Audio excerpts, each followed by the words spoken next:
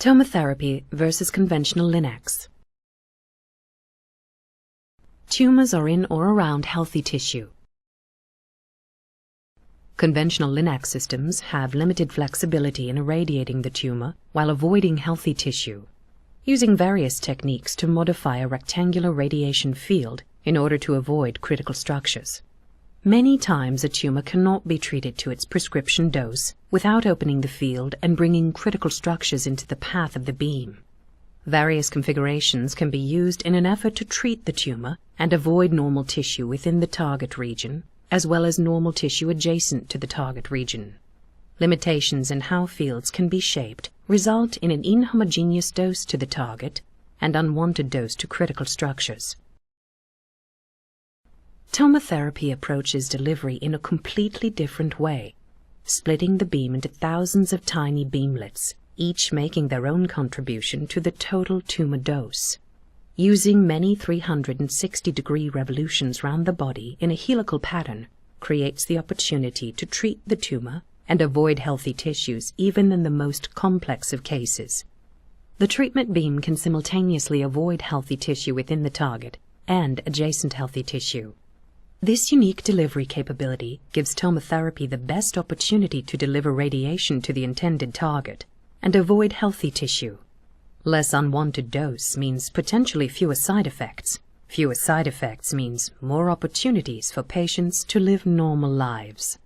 Tomotherapy by Accuray.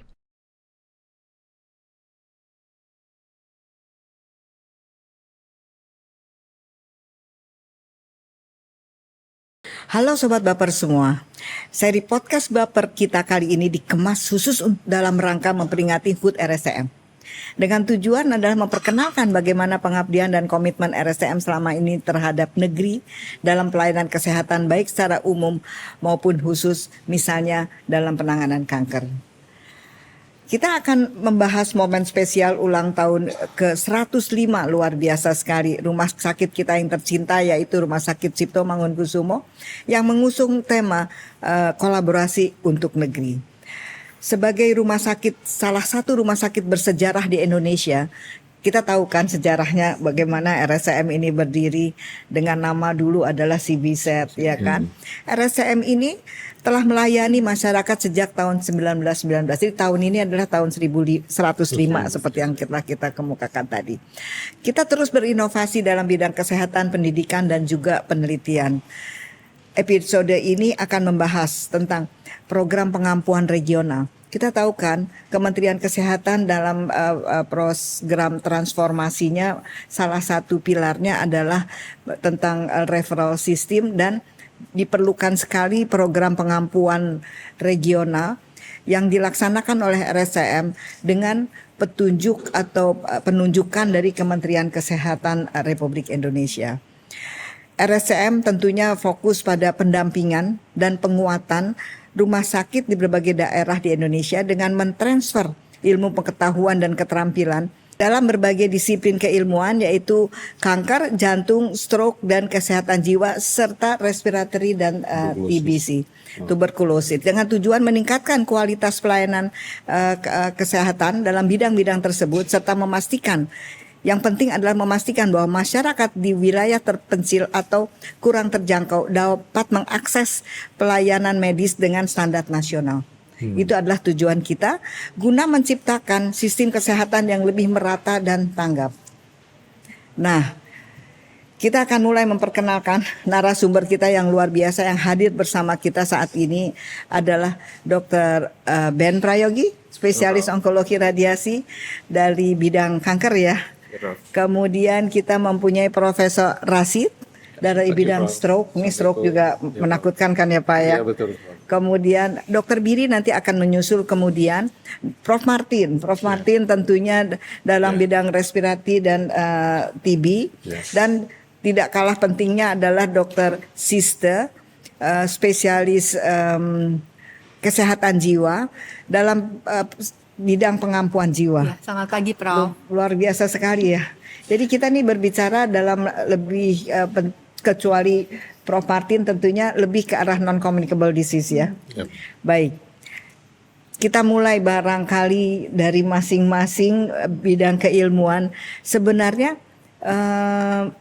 kan tentunya kalau kita ingin mengampu atau memberikan sesuatu tambahan baik keilmuan atau skill, atau kita berusaha untuk, sebenarnya kan yang kita lakukan ini berusaha untuk menutup gap kan, closing the gap. Apa yang harus dimiliki oleh rumah sakit yang kita ampu, dan apa yang harus dimiliki dan mereka memiliki apa. Tentunya ada situational analysis sebelumnya ya kan. Kira-kira gimana Prof Martin mengenai keadaan pelayanan respiratory dan TBC di rumah sakit yang kita ampu? Baik, terima kasih Prof Tati. Jadi pada kesempatan ini saya memberikan informasi bahwa memang RSCM berkeinginan supaya penanganan penyakit prioritas di bidang respirasi dan tuberkulosis dapat secara merata ditangani sesuai dengan target yang diberikan dari Kementerian Kesehatan. Jadi ada 2 penyakit yang kita utamakan, memang terutama tuberkulosis, Prof. Tapi penyakit lain juga yang kita prioritaskan yaitu cancer, ya, juga penyakit paru autoimun, ya. Jadi autoimun itu juga di tingkat rumah sakit strata utama dan mungkin di Madya juga, Prof. Apalagi di strata paripurna ini kasusnya cukup banyak yang memerlukan tindakan multidisiplin. Jadi tahap awal memang kita membuatan asesmen dari berbagai rumah sakit baik tingkat Madya maupun tingkat utama, Prof. Melihat dari segi SDM, infrastruktur, sarana prasarana. Ya. Itu Prof. Ya. Jadi kita tidak hanya memberikan keilmuan dan juga skill, tapi juga kita melihat keseluruhan ya, baik SDM-nya maupun infrastrukturnya maupun prosedur-prosedur penanganan di rumah sakit tersebut. Jadi kalau Prof Martin kira-kira rumah sakitnya apa aja ya, atau provinsinya apa aja ya? Karena kan kalau regional kan tidak seluruh Indonesia ya. Baik Prof, jadi terima kasih. Jadi kalau kami RSCM sebagai strata paripurna akan mengampu rumah sakit strata utama yaitu RSUD Tarakan, Rumah Sakit Umum Pusat Fatmawati, dan juga Rumah Sakit Pusat Infeksi Profesor Sulianti Saroso. Kemudian untuk tingkat Madya kita mengampu 4 rumah sakit, Prof. Cengkareng, Budi Asi, kemudian 2 lagi, maaf saya agak lupa. Tapi ada 2 rumah sakit lagi yang mungkin tapi di wilayah Jakarta ya. Budi Asi, Tarakan udah, Budi Asi, Cengkareng, Prof. Iya. Sama Koja. Koja ya. Ya, demikian sobat baper sekalian. Jadi untuk penyakit respiratory dan tuberkulosis, RSCM tampaknya berusaha untuk menyetarakan pelayanan itu di daerah Jakarta ya. Iya, Prof. Baik, kalau Prof bagaimana Prof tentang stroke ini? Prof mengampu apa aja? Stroke. Ya, mengampu wilayah. Oh iya, terima kasih Prof Tati. Kami dari stroke ini mengampu wilayah Kalimantan, Prof. Kalimantan, 4 provinsi. Tadinya 5 provinsi, tapi 1 Kaltara, Kalimantan Utara diambil sama Jogja, sehingga 4 provinsi. Barat, rumah sakit selatan. Utamanya Kalsel, itu rumah sakit Ulin sebagai rumah sakit utama. Kemudian Rumah Sakit Sudarso Barat ya, Kalimantan Barat, Rumah Sakit Abdullah Sahrani, Abdullah Sahrani di Kalimantan Timur, Samarinda. Kemudian Doris Silvanus, Kalimantan Tengah ya, Palangkaraya itu, Pak. Dan bagaimana keadaan pelayanan stroke di rumah sakit tersebut? Tentunya Prof Rasid sudah mempunyai gambaran kan data. Ya, terima kasih Prof Tati. Jadi sebenarnya sejak dikeluarkannya SK Menkes untuk kita sebagai RSCM sebagai pengampu regional, kita ada pertemuan Prof di sana, Prof, di 4 provinsi itu. Saya mendampingi sebagai ketua stroke RSCM, pengampu RSCM, kemudian dari direktur diwakili oleh direktur medik waktu itu, kemudian Direktur PON sebagai koordinator pengampu nasional. Kemudian pada saat ke sana itu kita mengadakan MOU, Prof. MOU untuk penandatanganan. Kemudian visitasi juga yang dihadiri oleh gubernur setempat. Kemudian kepala dinas, kemudian direktur-direktur seluruh. Kemudian ada juga dari Kementerian Kesehatan. Nah, di situ kita mengadakan visitasi, kita melihat kondisi rumah sakit, Prof. Apa yang Prof katakan tadi benar. Bagaimana pelayanan di sana, Prof. Jadi kami diberi kesempatan untuk melihat secara keseluruhan tim. Melihat di IGD, ke pelayanan subakut, kemudian pelayanan perawatan, kemudian tindakan, Prof, di cath lab misalnya, ada kecian imaging, CT scan atau MRI, ya. Jadi ada yang memang sudah mampu, ada juga yang belum, Prof. Gitu. Jadi tidak sama ya, Tidak yang sama, diberikan ya. Tentunya sesuai dengan yang dibutuhkan Betul, ya. betul, Prof. Luar biasa sekali. Tapi kira-kira banyak nih kekurangannya, gapnya banyak nggak? Ya, kita sebenarnya secara kasar mengadakan diskusi, Prof, dengan direktur setempat, kemudian kita memberikan masukan. Tetapi secara detail kita mengadakan namanya bikin format, Prof, self assessment, Prof. Jadi kita di sini tim di kita ini berkumpul waktu itu rapat baik di direksi maupun beberapa kali di departemen, berketerlibatan bersama-sama dengan tim departemen lain yang untuk pelayanan seru, Prof, memberikan masukan self assessment untuk melihat data nanti, Prof, di rumah sakit tersebut secara detail. Data-data apa saja yang kurang, misalnya di GD atau di cath lab atau di perawatan dan sebagainya, atau di kamar OK misalnya. Nah, itu kita kirimkan ke rumah sakit, kemudian mereka mengirimkan ke kita. Kita tahu sejauh mana, Prof, tentang pelaksanaan masing-masing rumah sakit di provinsi tersebut. Luar biasa sekali. Kalau dokter Sista gimana nih? Karena kan kalau kelainan jiwa kan nggak semuanya kelihatan ya. Kan banyak sekali kelihatannya sehat normal-normal aja, tapi ternyata mempunyai ada sedikit gangguan kejiwaan gitu. Gimana tuh? Saya orang awam nih, jadi anggap saya orang awam nih, jadi silakan. Iya, terima kasih, Prof. Jadi kesehatan mental saat ini kan sedang booming ya, Prof, ya, karena keadaan dunia yang penuh tantangan saat ini. Jadi RSCM adalah pengampu juga nih, Prof, kami di kesehatan jiwa. Jadi mengampu rumah sakit utama. Kami adalah RSCM Rumah Sakit Paripurna, langsung di bawah Rumah Sakit Marzuki Mahdi yang merupakan koordinator nasional. Kami mengampu 2 rumah sakit Persahabatan dan Rumah Sakit Fatmawati. Mereka juga teaching hospital, Prof. Jadi artinya seiring dengan misi dan visi RSCM juga. Tujuan utamanya adalah untuk meningkatkan deteksi dini dan treatment yang komprehensif buat gangguan skizofrenia, depresi, kecemasan, pencegahan bunuh diri yang saat ini lagi booming sekali, Prof, terutama untuk generasi Z yang saat ini banyak kasus-kasus misalnya seperti self harm dan juga kemudian angka kematian akibat bunuh diri. Kemudian juga adiksi, Prof. Adiksi ini bukan cuma adiksi narkoba, tapi juga adiksi perilaku seperti judi dan juga gaming online. Jadi dan itu sudah dikembangkan. Pinjol. Iya benar, Prof. Terkait dengan judi online itu, Prof. Jadi kami sudah mengembangkannya di RSCM. Kami berbagi untuk pendampingan ke Rumah Sakit Fatmawati dan Rumah Sakit Persahabatan, Prof. Dan sedang melakukan assessment SDM-nya juga, infrastrukturnya, kemudian juga peralatannya, termasuk instrumen-instrumen, Prof, yang sudah kami validasi. Kami juga latih kepada Rumah Sakit Fatmawati dan Persahabatan. Kalau untuk kelainan mental kejiwaan ini targetnya usia berapa ya? Semua usia, Prof. Jadi dari anak dan remaja, kemudian juga dewasa dan geriatri, Prof. Karena untuk geriatri sendiri gangguan depresinya tinggi, Prof. Terutama mereka yang seperti post power syndrome dan juga angka demensianya juga tinggi, Prof. Luar biasa sekali. Sobat Baper sekalian sudah mendengar bagaimana 3 dari sejawat saya ini sudah menjelaskan apa usahanya untuk berbagai daerah di Indonesia ini.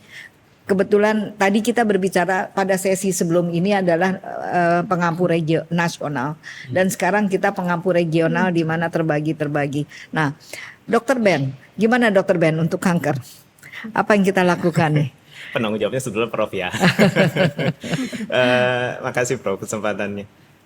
Jadi kita agak unik ya kalau untuk pengampuan kanker ini, karena kita waktu itu dibilang terlambat mulai.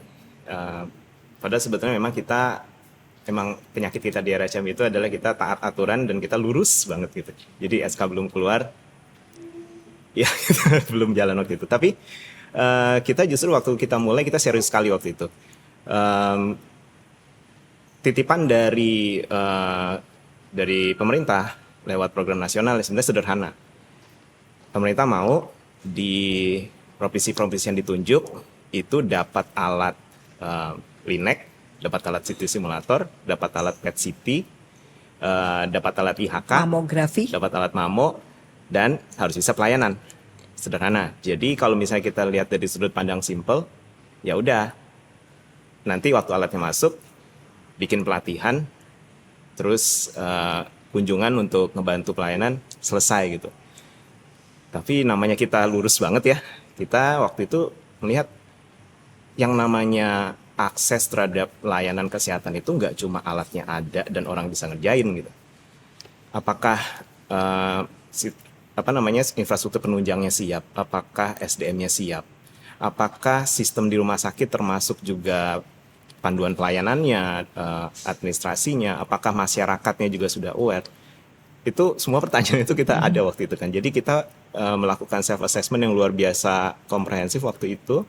Sampai nggak tahu berapa ratus pertanyaan disebarkan ke rumah sakit yang dititipkan ke kita untuk menilai berbagai hal tadi, mulai dari SDM, infrastruktur, policy, PPM, PPK-nya, dan lain-lain ya waktu itu. Dan kita akhirnya setelah 3 bulan mengumpulkan data tadi, diskusi dengan berbagai pihak terkait di rumah sakit yang kita ampu di 4 provinsi, ada 5 rumah sakit. Akhirnya kita bantu juga fokus grup dengan mereka untuk membuat satu rencana strategis yang diawali dari SWOT dulu. Dan itu kita sama-sama kaget ya, baik kita maupun rumah sakitnya, karena beberapa bahkan lihat, loh kok ini banyakkan weakness-nya dan ancamannya gitu. Jadi malah kalau gitu kan kesimpulannya kalau kita dari sudut pandang bisnis, ya jangan masuk ke situ gitu, itu kan nggak boleh ya. Rumah sakit ini jadi kita flag sebagai ini berarti harus dapat perhatian ekstra, kita harus dampingi luar biasa ketat. Kita harus ekstra memberikan pendampingan juga, dan tentunya jadi mereka kita kontak lebih sering gitu. Ada yang sudah bagus ya, sudah lengkap semua gitu. Ya. Terus apalagi gitu. Akhirnya kita dukungnya oke, kita bantu, nanti kita libatkan di kegiatan-kegiatan kita sehari-hari. Jadi mungkin kayak itu ya Prof ya, kalau orang mau nonton bola gitu, kalau misalnya kita kasih equality, semua dikasih tiket. Kalau kita kasih equity, ada yang dibantu transport ke stadion. Tentunya kita akan berusaha supaya kita sesuaikan sama kebutuhan masing-masing itu. Terima kasih Dr. Ben, luar biasa sekali Sobat Baper sekalian. Jadi kita sudah mendengar, intinya adalah kita berusaha untuk memberikan apa yang mereka perlukan kan. Jadi memang kita bermain dengan equity, bukan equality, bukan semua mendapatkan tiket seperti yang Dr. Ben katakan. Tapi kita akan memberikan apa yang diperlukan, dan itu untuk mencapai suatu standar sebagai rumah sakit utama ya. Karena kan kita paripurna, kita kan menjadikan rumah sakit itu menjadi rumah sakit utama. Mungkin yang Sobat Baper sekalian harus juga mempunyai pengertian yang sama adalah yang dikatakan rumah sakit menjadi rumah sakit utama itu atau menjadi rumah sakit paripurna itu kan ada proses ya untuk menjadi, bukan tiba-tiba rumah sakit A karena dianggap sebagai ditunjuk sebagai rumah sakit utama sudah merasa bahwa saya rumah sakit utama gitu. Tentunya tidak kan. Itulah gunanya kita dari rumah sakit paripurna untuk menjadikan rumah sakit tersebut menjadi rumah sakit utama.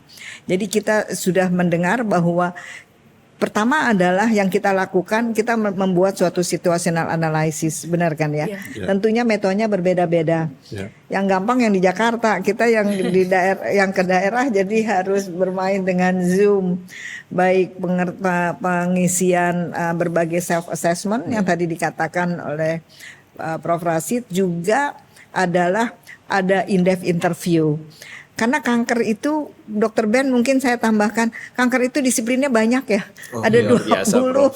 Akhirnya jadi kita harus mengkoordinir juga bagaimana parunya, bagaimana kebidadannya, bagaimana THT-nya, bagaimana radiologinya, bagaimana PA-nya, bagaimana rehab mediknya, bahkan bagaimana neurologinya, bagaimana psikiatrinya dan sebagainya. Jadi berbeda mungkin dengan yang fokus, kita lebih ke arah multidisiplin. Barangkali itu tingkat kesulitannya agak berbeda sedikit gitu loh.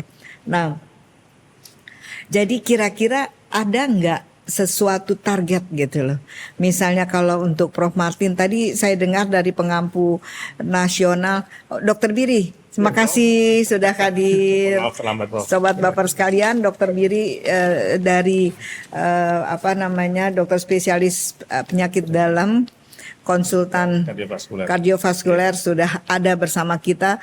Nanti kita akan tanya juga bagaimana perannya sebagai pengampu regional dari penyakit kardiovaskuler. Nah, tadi kita lanjutkan dulu bahwa tentunya kalau tadi kita berbicara pada program pengampuan nasional, ada suatu target gitu. Misalnya kalau untuk uronefro, targetnya adalah transplantasi ginjal. Kalau untuk gastrohepato, transplantasi liver. Jadi the highest target yang tertinggi. Barangkali mohon disiapkan dari 4 sejawat, dari Prof Martin, Prof Rasid, Dr. Sister, dan Dr. Ben. Saya akan bertanya dulu ke yang baru selesai melakukan tindakan. Ya, jadi kira-kira bagaimana Dokter Biri? Jadi pertama adalah yang diampu siapa saja. Yang kedua adalah bagaimana keadaan di rumah sakit pengampuan tersebut.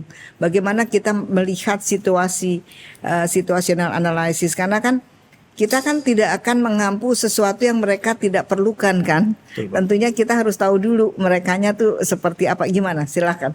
Baik, terima kasih Prof. Sebelumnya saya menyapa semua dulu. Selamat pagi menjelang siang pada kesempatan podcast hari ini. Jadi memang kalau terkait pengampuan kardiovaskular yang dimaksud tadi adalah kita mengikuti semangat dari Kementerian Kesehatan dalam melakukan pelayanan prosedur intervensi, Prof. Intervensi. Jadi memang menurut data yang diperoleh dari Kementerian Kesehatan ada beberapa masalah yang berisiko untuk meningkatkan mortalitas. Salah satunya adalah penyakit kardiovaskular dan ditandai oleh terjadinya serangan jantung yang terlambat untuk ditangani. Nah, sehingga program Kementerian Kesehatan ini ingin melakukan suatu layanan kardiovaskular yang cepat, dalam hal ini tindakan kateterisasi, sehingga pasien-pasien yang mengalami serangan jantung dapat tertangani. Nah, dalam hal ini kita mendapatkan tugas untuk mengampu rumah sakit di daerah Maluku Utara. Nah, agak jauh, Ternate. Nah, tentu betul yang disampaikan tadi bahwa kita mengampu menyesuaikan dengan kemampuan rumah sakit. Nah, kemampuan fasilitas SDM, kemudian sarana prasarananya, dan kita setelah kita melakukan proses interview, visitasi, dan juga kajian-kajian lebih mendalam, ya tentu bentuk pengampuannya adalah diawali dengan proses pelatihan. Jadi staf atau dokter organik di rumah sakit di Maluku Utara hanya satu ya? Sementara satu dulu. Nah, ke RSCM untuk kita latih tindakan intervensi termasuk tim perawat. Nah, sambil nanti kita briefing juga kelengkapan alat-alat apa saja yang diperlukan, terutama untuk mengatasi kondisi setting akut dari pasien serangan jantung. Jadi untuk tahapan ini sementara adalah untuk meningkatkan keahlian dari dokter di rumah sakit tersebut dalam melakukan tindakan intervensi jantung. Begitu. Ya, lumayan ya, jauh ya. Jauh. Jadi bolak-baliknya jauh, memang sangat berbeda. Kita kan kalau kanker kan Banten, Kalimantan Barat, Kalimantan Selatan, dan Kalimantan Sama Lampung. Tengah, ya kan? Lampung, Prof. Oh, satu lagi Lampung ya, Kalimantan, ya. Seperti itu. Jadi memang sangat berbeda. Jadi kalau Dokter Biri kan cuma satu. Jadi ya, tugasnya satu itu. Bagaimana ditingkatkan sehingga mereka mampu untuk menjadi rumah sakit pelayanan utama dalam bidang kardiovaskuler. Nah, tadi Dokter Biri sudah mengatakan nih bahwa kalau dari kardiovaskuler tujuannya adalah intervensional. Intervensional itu kalau bahasa awamnya salah satunya adalah kateterisasi gitu kan, yang sangat populer gitu, kateterisasi jantung. Kalau dari Prof Martin apa Prof Martin? Ya, baik Prof. Kalau untuk Jadi, pelayanan respirasi dan tuberkulosis ya. Ya, jadi fokus kita sih terutama Prof mengenai tuberkulosis dulu utama Prof. Tuberkulosis, baik. Dan berkaitan dengan penyakit ini merupakan suatu penyakit yang angka kejadiannya tinggi, mortalitas juga tinggi dan penyakit Luar biasa ini, ya Indonesia iya, ya.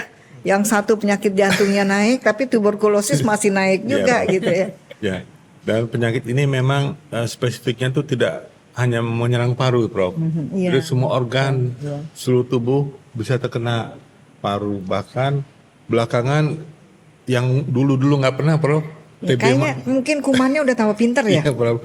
Kalau dulu masih cuma di paru doang taunya gitu. Mungkin, Kalau sekarang dia udah bisa di mana-mana ya Pak Iya, ya. Prof. Bahkan di mata, Prof. Di mata. Di departemen mata udah sangat aktif menemukan penyakit ini, Prof.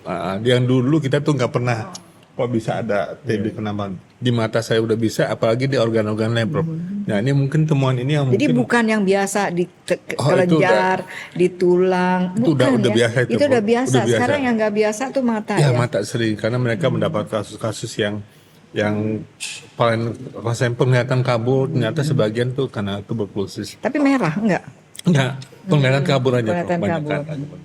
Dan memang ini perlu ya sosialisasi untuk rumah sakit yang Kalau COPD gimana Pak? COPD kan Nah, juga apa kasus sih ini juga- COPD ya bahasa sederhananya? Penyakit paru obstruktif kronis ya. Ya.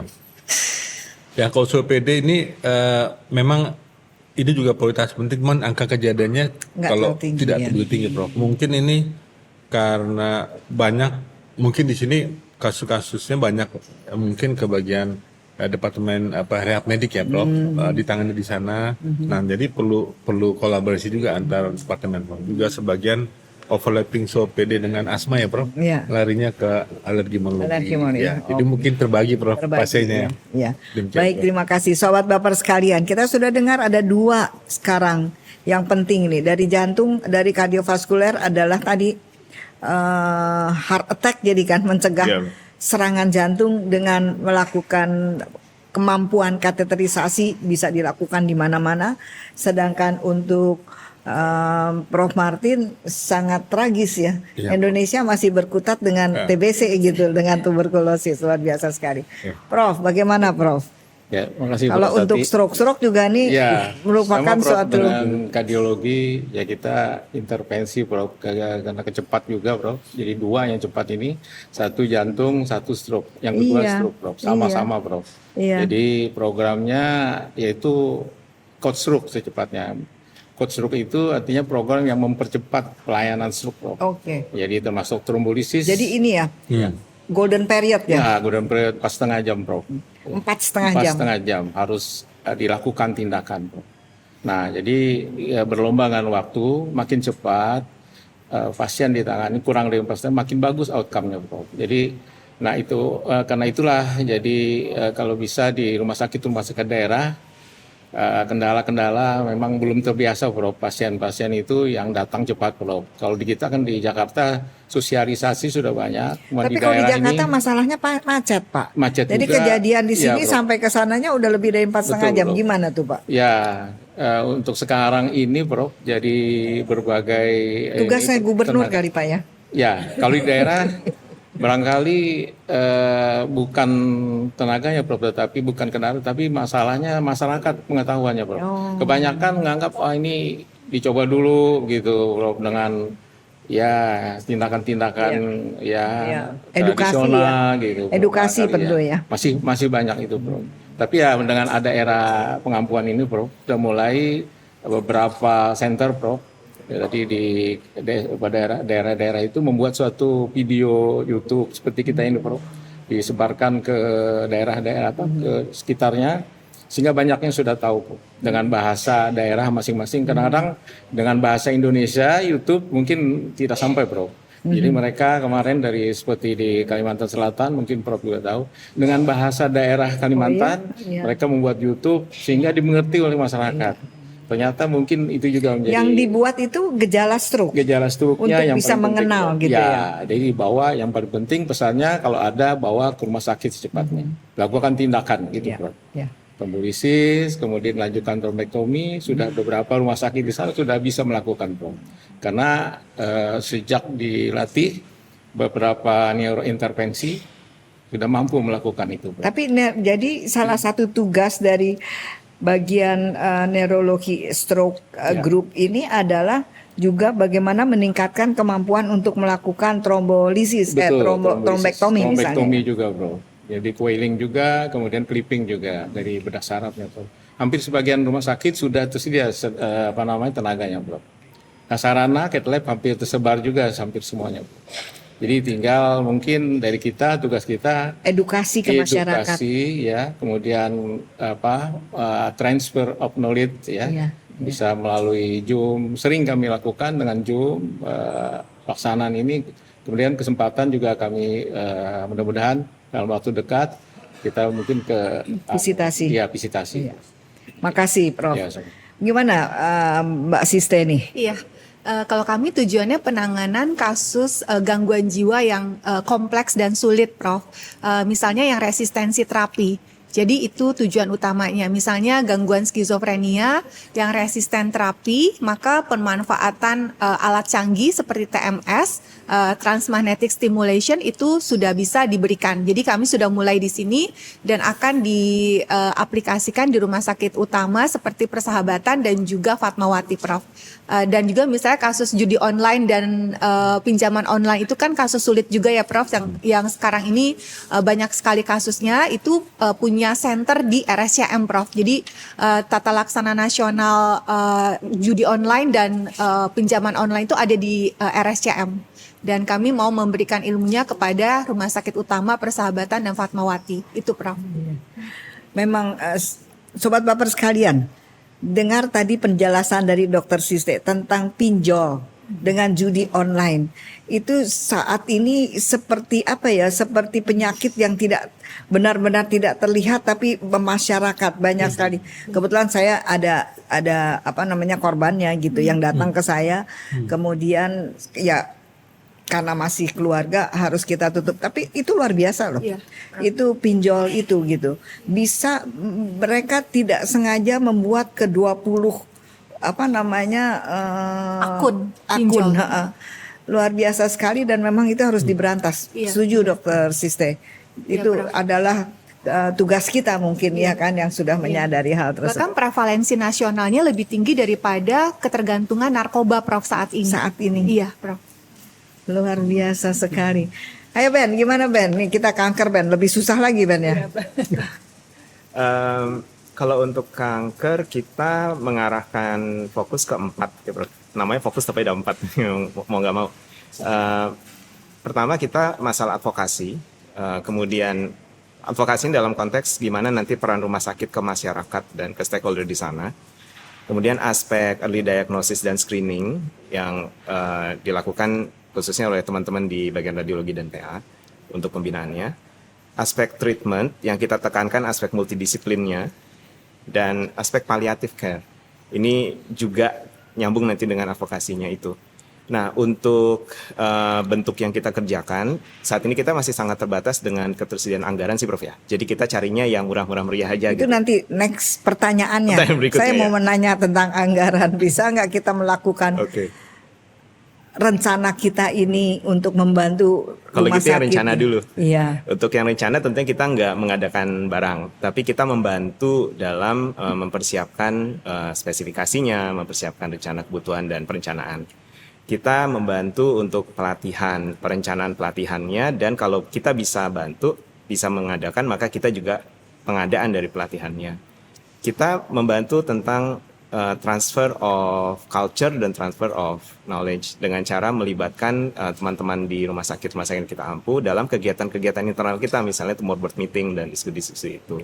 Kita juga membantu mereka untuk memanfaatkan momen-momen khusus nasional maupun global untuk bisa ngajak orang-orang baik di daerahnya untuk ikutan diskusi. Misalnya waktu itu di World Cancer Day kita jadikan momen untuk launching programnya. Kemudian dalam beberapa kegiatan kita bantu untuk bikin sarasehan daerah. Jadinya selain Dinkes juga nanti penyintas, juga ada tokoh-tokoh masyarakat bisa ikutan ngobrol tentang program mereka. Mungkin yang menonjol itu, Prof. Dan uniknya itu semuanya gratisan. Nggak gratisan juga, tapi murah meriah. Iya, ya memang tentunya kita sangat menyadari ya. Kita melakukan kegiatan itu kan ada cost-nya gitu kan. Apakah kita ini sudah katakanlah kita ini kan semua klinisi ya. Tugas kita adalah pasien di poliklinik kan. Tapi kita dengan kebesaran hati kita bapak-bapak dan ibu-ibu sejawat sekalian nih mau berbagi kan. Jadi RSCM ini kan adalah pusat keilmuan, pusat dari teknologi, dan kita ingin berbagi dengan teman-teman di luar untuk bagaimana agar kita mempunyai teknologi yang standar secara nasional. Gimana Dokter Biri? Ya, karena kan Dokter Biri ini paling enak nih kelihatannya karena satu yang diampu jadi bisa fokus. Datang aja ke sana liatin nanti, tapi memang enggak semudah itu pasti. Bagaimana Dokter Biri? Kalau dari kami yang sudah kami lakukan kan sudah berjalan, Prof. Memang kita mendidik langsung dokter yang di Maluku Utara untuk datang ke sini selama untuk melakukan pendidikan fellowship selama setahun, termasuk staf perawatnya, Prof.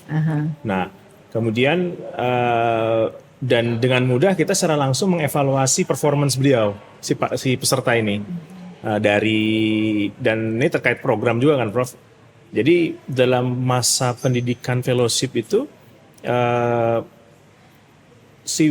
dokter peserta ini secara hands on langsung melakukan prosedur di pasien dengan supervisi langsung dari DPJP. Nah, tentu evaluasi DPJP-nya di sini ya? Di sini, Bro. Dan pesertanya pun selama setahun tinggal di Jakarta jadi, Bro. Oh gitu. Tinggal di Jakarta. Ya. Nah, itu jadi memudahkan kita juga untuk evaluasi. Kedepannya, kalau memang ada kondisi kasus kompleks yang akan dikerjakan di rumah sakit asal dan perlu pendampingan, kita bisa terapkan program proctorship, Prof. Jadi nanti kita datang ke program visitasi mungkin. Iya, Prof. Sambil kita ngerjakan kasus bersama-sama, terutama kasus-kasus kompleks yang mungkin lebih sulit untuk dilakukan sewaktu dokter yang fellowship tersebut mengerjakan waktu di sini, gitu ya, Prof. Ada satu pertanyaan dari saya. Kan sekarang ribut kan, banyak isu di media bahwa alat-alat untuk intervensional dari kardiovaskuler ini kan disebarkan di banyak tempat gitu ya kan. Utilisasinya bagaimana ya? Iya, Prof. Jadi memang cath lab ini disebar nasional dari kementerian. Cath lab ini. Kamar kateterisasi ini. Ya karena sebetulnya untuk memenuhi kebutuhan menolong pasien-pasien mengalami serangan jantung. Jadi karena kan seperti halnya Prof. Rashid tadi, kita ada golden period juga, Prof. Iya. Kalau misalnya pasien di area terpencil harus dikirim dengan jarak tertentu dan akhirnya membuang banyak waktu kan, pasien seringnya tidak tertolong. Nah, konsep ini yang akhirnya diadop dengan menyediakan banyak kamar kateterisasi. Ya tentu tidak cukup dengan fasilitas kamar kateterisasinya juga, tapi dokter, SDM-nya, dan kelengkapan tim perawat juga, termasuk alkes, alat kesehatannya. Ya ini memang seiring, Prof. Dan kalau baru memulai, kita biasanya menyiapkan alat kesehatannya menyesuaikan dengan kebutuhan. Tentu settingnya karena targetnya adalah menolong pasien yang emergensi, ya hanya untuk setting kasus emergensi dan kita siapkan sambil nanti pengembangannya dikembalikan lagi ke dokter organik sana yang kita latih, seperti itu, Bro. Jadi kan kasusnya beragam. Ya, Dokter Biri, tapi kan kita sadar ya bahwa pelayanan itu kita melayani pasien kan. Tadi yang dikatakan juga, jadi pasiennya juga harus mau datang. Jadi tandanya edukasi pasien tadi yang dikatakan oleh Pak Rashid tadi, bahwa bagaimana pasien itu tahu bahwa dia harus datang gitu kan. Jadi mungkin itu juga hal yang penting untuk tidak dilupakan ya kan, bahwa bagaimana pasien-pasien itu tahu bahwa dia harus datang gitu. Betul. Kan kalau enggak kan dia nggak tahu, dijampe-jampe aja gitu kan, udah sakit jantung juga seperti itu. Baik, luar biasa sekali dokter, sobat baper sekalian. Kita sudah melihat tentang bagaimana peran RSCM dalam memperbaiki pelayanan kardiovaskuler, kemudian juga pelayanan kanker di berbagai provinsi, kemudian kelainan, bagaimana menyikapi kelainan mental, bukan hanya menyikapi, mendeteksi juga ya, dokter Sister juga dari Prof Rashid tentang kasus-kasus stroke dengan golden period yang harus dicapai gitu kan. Dan juga yang sangat menyedihkan adalah ternyata tuberkulosis juga masih banyak di masyarakat kita. Nah, tentunya kan untuk kita kan sudah sangat berbaik hati teman-teman sekalian untuk membuat program dan sebagainya, kan nggak mudah ya kan, kayak tahu karena saya juga berkecimpung di program kanker gitu kan. Dananya gimana nih? Ada nggak dana untuk melakukan program itu gitu loh? Gimana Pak? Singkat aja. Ada nggak? Prof. Ada. Prof. Jadi ada dari pengampu nasional. Nasional ya, maupun di tingkat RSCM juga ada. Oh, dari RSCM, luar biasa sekali ya. Nasional APBD APBD. Iya. Jadi dana ada baik dari program maupun dari rumah sakit sendiri, RSCM sendiri. Kalau Pak Rashid gimana? Ya, terima kasih. Ya, dana memang kami koordinasi dengan pengampu koordinator pusat, Prof. Dari Rumah Sakit PON, kemudian Kemenkes juga. Kita membuat RAB sama TOR, kegiatan, anggaran, berangkat. Ada cukup katanya enggak? Tahun 2024, Prof, kita ditargetkan untuk mengampu di rumah sakit RSUD Sultan Imanuddin, Pangkalambun, Kalimantan Tengah. Kemudian target rumah sakit Ulin, kemudian itu proctoring, kemudian di rumah sakit Hasan Basri, Prof, di Kandangan Kalsel. Dikatakan ada dana dari Sihren. Tahun depan dong kalau Sihren. Nah, dia bilang ya ini dulu, reimburse dulu katanya, tapi ya jadi ya ini luar kita biasa udah kerja pekerjaan tambahan tambah reimburse pula ya, gitu. Tentunya karena kita tapi nggak apa-apa lah untuk ya, tabungan akhirat ya. Bukan kita melapor ke RSM direktur Prof. Jadi gitu. terserah direksi nanti bagaimana bagian keuangan kembali lagi RSCM ya, yang RSCM, harus Prof. Kita kan di bawah RSCM. Ya. Jadi mudah-mudahan realisasi cepat, Prof. Ya. Mudah-mudahan. Ya. Kita semangat, Prof. Semangat, kami tim semangat untuk berangkat dengan ikhlas tadi kata Prof. Ya. Semoga di sana tadi equity, Prof, ya, kebersamaan, pelaksanaan, kesamaan kesuksesan, Prof, ya, sama pelaksanaannya dengan apa yang kita lakukan di Cipto Mangunkusumo. Makasih. Ya, Prof. Sis gimana? Ya, Prof. Ada dari pengampu nasional, tapi dari awal dikatakan tidak besar, Prof. Jadi bergantung pada RSCM dan rumah sakit yang kita ampu. Namun semangat mau berbagi ya, Prof. Kalau RSCM ya, Prof, ya. Jadi pelatihan akan dibuat maksimal tujuannya, namun kita akan Prof, seefisien mungkin, tapi tujuannya tercapai maksimal. RSCM yang melakukan itu, Prof. Jadi RSCM kembali ya. Dokter Ben, gimana Dokter Ben? Sama dong, Prof. Aduh, ketawa tragis sama. Jadi memang harus diakui karena itu tadi kan program yang kita buat bottom up, sementara dari pemerintah sudah punya program top down-nya. Jadi tentunya hanya sebagian yang akhirnya bisa mengalir ke bawah. Itu pun baru untuk kuartal 4 tahun ini ya, baru mulai bisa. Untuk sisanya seperti yang disampaikan Prof dan Dokter tadi, kita melakukan ini untuk pengabdian kita buat negeri. Jadi bukan dari RSCM tapi dari personal ya. Karena kita melakukan berbagai macam webinar dan sebagainya dengan semua fasilitas yang ada di rumah sakit kan. Jadi memang dari RSCM tapi tanda kutip adalah dari teman-teman sejawat kita para expert yang membuat webinar untuk teman-teman di daerah. Barangkali seperti itu ya, Dr. Itu kami Ben. sangat kagum loh, Prof, waktu melihat ada teman-teman sejawat dari kebidanan, dari bedah, dari radiologi, dari PA yang bisa sampai 6-8 jam gitu memandu untuk workshop dan semua itu tanpa ada honor gitu kan Iya. ya. Itu juga mereka mengorbankan Iya. pasien ya. Itu tadi apa Dokter Sise tadi bilang semangat RSCM berbagi. Berbagi untuk negeri ya Prof ya. Berbagi untuk negeri. Baik. Gimana? Juga sama ya, Dokter Biri ya? Iya, Prof.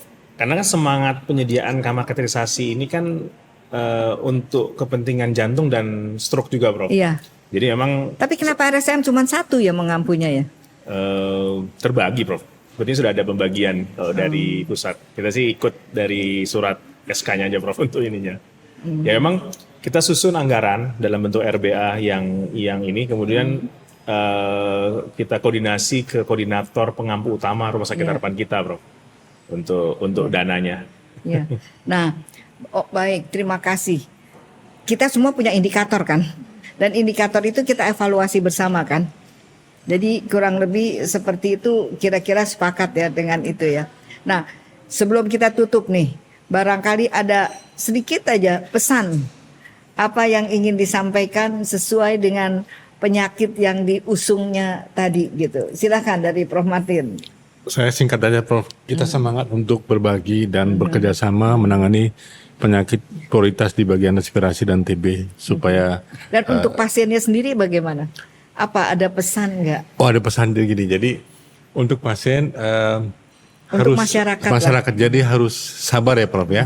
Jadi ditangani tidak harus semua ke RSCM atau ke rumah sakit utama atau Madya ya. Jadi kita akan berbagi, intinya standar pelayanan untuk TB akan diseragamkan.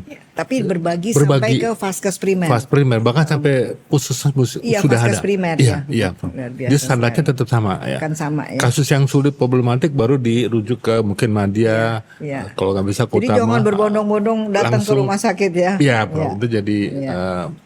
tidak efisien. Iya. Demikian, Prof. Ya, Iya, makasih. Prof. Gimana Pak? Ya, Prof. Profesor. Saya kira pengampuan ini cukup baik, Prof. Karena pemerataan, karena kita tahu kan angka insiden prevalensi cukup tinggi di Indonesia, data Riskesdas. Jadi dengan pemerataan pelayanan ini diharapkan, Prof, akan nanti dampaknya menurun, Prof ya. Dampaknya menurun. Jadi saya kira sih baik kita sebagai pengampu regional Dan maupun ada barangkali ada pesan buat masyarakat tentang penyakit stroke. Yang penting, Prof, tadi kalau tadi gejala-gejala yang sederhana gitu ya, ada keserangan stroke, segera datang ke rumah sakit aja, Prof. Karena tenaga di Jakarta maupun tenaga di daerah sudah cukup Iya. untuk melakukan kekerasan akut stroke. Ya. Justru masalah di Prof Rasid tadi yang dikatakan adalah masyarakat yang tidak memeriksakan diri atau Ya. tidak. Ya. Betul, Prof. Baik, sobat baper sekalian sudah mendengar apa yang diharapkan oleh Prof Martin, Prof Rasid untuk disiplinnya masing-masing. Dokter Sista gimana? Iya. Jadi teman-teman sekalian, kesehatan fisik dan kesehatan mental sama pentingnya. Dan hilangkan stigma terhadap mereka yang mengalami gangguan emosi dan perilaku. Semua orang bisa mengalami masalah emosi dan perilaku. Kalau misalnya mengalami masalah emosi dan perilaku, segera datang ke layanan kesehatan. Karena semuanya sudah siap untuk melayani masyarakat. Dan RSCM menjadi Terutama pinjol dengan jujol. Ya, judo dan pinjol ini menjadi masalah utama kesehatan saat ini. Kesehatan mental, Prof, saat ini. Makasih. Dokter Ben? Kalau untuk kanker saya pinjam pesannya Director General IAIA, Prof. Pesannya waktu itu adalah where you live must not decide whether you will live. Dengan kata lain, program pengampuan ini adalah sudah upaya kehadiran pemerintah bagi masyarakat kita untuk memastikan bahwa dimanapun kita berada, kita bisa dapat pelayanan kesehatan yang baik. Dan kanker itu pengobatannya panjang, lama, tapi hasilnya kalau misalnya dilakukan serius bisa baik. Jadi tinggal di masyarakat nih, kalau nanti kita sudah berusaha keras, semua dokter dan rumah sakit sudah bekerja keras untuk program pengampuan kanker ini, PR-nya di masyarakat untuk datang, deteksi dini, datang diagnosis dini, ikut tata laksana yang sampai selesai. Terima kasih. Luar biasa sekali. Dokter Biri, Iya, Prof. untuk masyarakat pesannya apa? Saya kebetulan punya untuk sejawat teman-teman dokter dan masyarakat. Tapi masyarakat dulu ya, Prof. Untuk masyarakat kaitannya sakit jantung, pesan saya adalah kenali gejala sakit jantung yang pertama, yang kedua ketahui status kesehatan dia, Yang ketiga, kontrol semua faktor-faktor risiko yang diderita oleh pasien tersebut. Sehingga sel ini kita bisa kelola. Nah, untuk teman-teman dokter, kita mengundang semua untuk mendaftar, datang ke RSCM, meningkatkan skill atau keahlian mereka, karena kita punya fase kasus dan tim pendidik yang sangat cukup profesional dan memadai. Seperti itu, Prof. Terima kasih. Baik Sobat Baper sekalian, kita sudah mendengar apa yang dilakukan oleh teman-teman sejawat saya dari berbagai disiplin, usahanya untuk berbagi baik ilmu pengetahuan maupun keterampilan maupun sistem manajemen, ya kan? Iya. Untuk untuk memperbaiki pelayanan di rumah sakit yang diampu sesuai dengan arahan Kementerian Kesehatan. Mudah-mudahan informasi ini, banyak sekali informasi untuk saya sendiri juga banyak informasi, ada TBC di mata dan sebagainya, ada autoimun paru dan sebagainya. Itu adalah informasi-informasi ini dapat bermanfaat bagi Sobat Baper sekalian dan dapat memperbaiki kesehatan kita bersama. Semoga kita selalu dalam keadaan yang baik dan sehat. Barangkali kita akhiri kesempatan kali ini dan sampai jumpa di episode berikutnya. Salam.